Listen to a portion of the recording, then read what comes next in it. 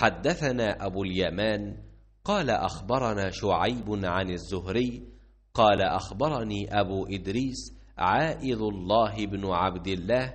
أن عبادة بن الصامت رضي الله عنه وكان شهد بدرا وهو أحد النقباء ليلة العقبة أن رسول الله صلى الله عليه وسلم قال وحوله عصابة من أصحابه بايعوني على ألا تشركوا بالله شيئا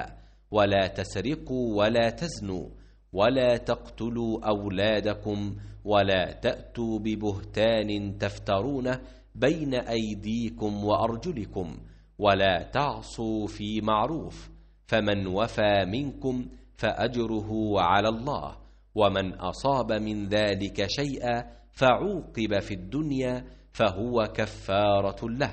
ومن أصاب من ذلك شيئا ثم ستره الله فهو إلى الله إن شاء عفا عنه وإن شاء عاقبه فبايعناه على ذلك۔ رسول اللہ صلی اللہ علیہ وسلم نے اس وقت جب آپ کے گرد صحابہ کی ایک جماعت بیٹھی ہوئی تھی فرمایا کہ مجھ سے بیعت کرو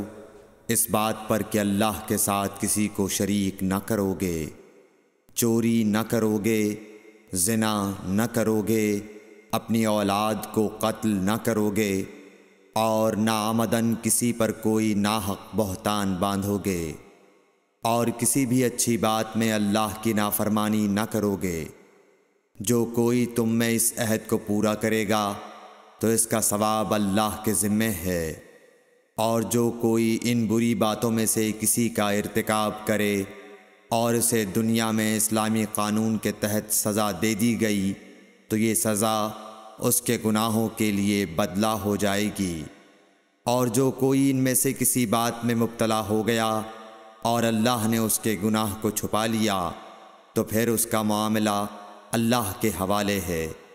اگر چاہے معاف کرے اور اگر چاہے سزا دے دے۔ عبادہ کہتے ہیں کہ پھر ہم سب نے ان سب باتوں پر آپ صلی اللہ علیہ وسلم سے بیعت کر لی۔ صحیح بخاری حدیث نمبر 18۔